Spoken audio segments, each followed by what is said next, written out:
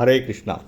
தெய்வத்திரு ஆச பக்திவேதாந்த சுவாமி ஸ்ரீல பிரபுபாதர் விரிவான பொருள் உரைகளுடன் அருளிய ஸ்ரீமத் பாகவதம் காண்டம் 3 பகுதி 1 பராமரிப்பு அத்தியாயம் 6 விஸ்வரூபத்தின் சிருஷ்டி பதம் 34 ஏதே வர்ணா ஸ்வதர்மேண யஜந்தி ஸ்வ குரும் ஹரிம் ஸ்ரத்தையாத்ம விசுக்தி அர்த்தம் யஜ்ஜாதா சக விருத்திபிகி.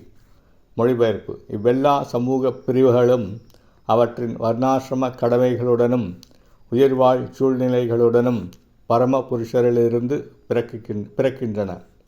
இவ்வாறாக பந்தப்படாத வாழ்வையும் தன் உணர்வையும் பெறுவதற்கு ஆன்மீக குருவின் வழிகாட்டலின் கீழ் பரமபுருஷரை ஒருவன் வழிபட வேண்டும்.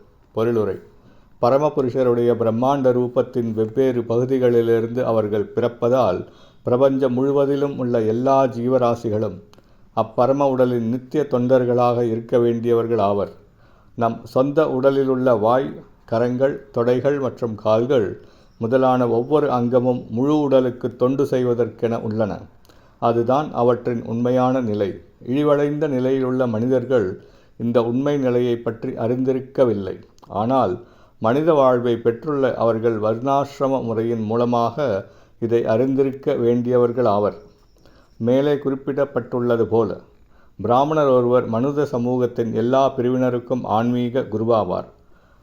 இவ்வாறாக பகவானின் உன்னத அன்பு தொண்டில் சங்கமிக்கும் பிராமண பண்பாடுதான் ஆத்மாவை தூய்மைப்படுத்துவதற்குரிய அடிப்படை கொள்கையாகும். ஆத்மா தனது பந்தப்பட்ட நிலையில் பிரபஞ்சத்திற்கு தான் எஜமானன் ஆகிவிடலாம் என்ற எண்ணத்துடன் செயல்படுகிறான். எல்லோரையும் விட தான் உயர்ந்தவன் என்ற இந்த தப்பெண்ணம்தான் ஒரு ஜீவராசியின் மிக மோசமான மாயைக்குட்பட்ட நிலையாகும். பரமபுருஷர் மாயையால் பந்தப்படுத்தப்பட முடியாதவர் என்பதை முட்டாளான பந்தப்பட்ட ஆத்மா நினைத்து பார்ப்பதில்லை. பரமபுருஷரே மாயைக்கு உட்பட வேண்டும் என்றால் அவரது உயர்வு எங்கே? இது உண்மையானால் மாயை அல்லவா உயர்ந்ததாக இருக்கும். எனவே ஜீவராசிகள் பந்தப்பட்டிருப்பதால் அவர்கள் உயர்ந்தவர்களாக இருக்க முடியாது. பந்தப்பட்ட ஆத்மாவின் உண்மையான நிலை இப்பதத்தில் விவரிக்கப்பட்டுள்ளது. பந்தப்பட்ட ஆத்மாக்கள் இயற்கையின் முக்குணங்களுடன் தொடர்பு கொண்டிருப்பதால் தூய்மையற்ற நிலைமையில் உள்ளனர். எனவே தகுதியால் ஒரு பிராமணராகவும் வைஷ்ணவராகவும் உள்ள ஆன்மீக குருவின் வழிகாட்டுதலின் கீழ் தங்களை அவர்கள் தூய்மைப்படுத்திக் கொள்ள வேண்டும்.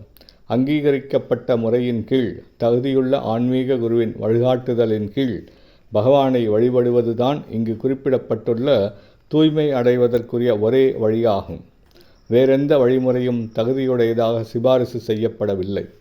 தூய்மை அடைவதற்குரிய மற்ற வழிமுறைகள் வாழ்வின் இந்நிலையை அடைய ஒருவருக்கு உதவக்கூடும். ஆனால் உண்மையான பூரணத்துவத்தை அடையும் முன்பாக இக்கடைசி நிலைக்கு ஒருவன் வந்துதான் ஆக வேண்டும். பகவத்கீதை உண்மையை பின்வருமாறு உறுதி செய்கிறது: பகூனாம் ஜென்மனாம் அந்தே ஞானவான் மாம் பிரபத்யதே வாசுதேவ சர்வம் இதிச மகாத்மா சுதுர்லப. ஹரே கிருஷ்ணா.